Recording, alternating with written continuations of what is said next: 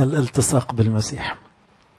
لا يمكن إنسان يغفر لصالبي إن لم يكون ملتصق بالمسيح.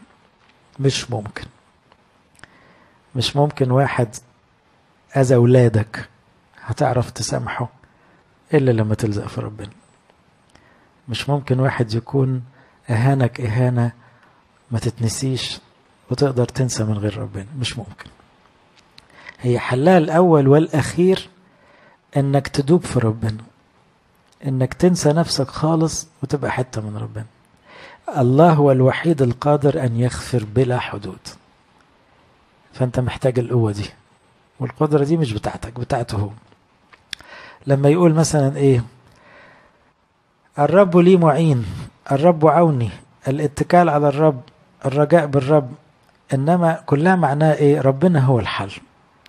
ما تتكلش على نفسك في دي، ما تحاولش تستخدم نفسيتك القوية في إنك تعالج ده. مش هتقدر، مش هتقدر، هتقع في السكة، مش هتكمل.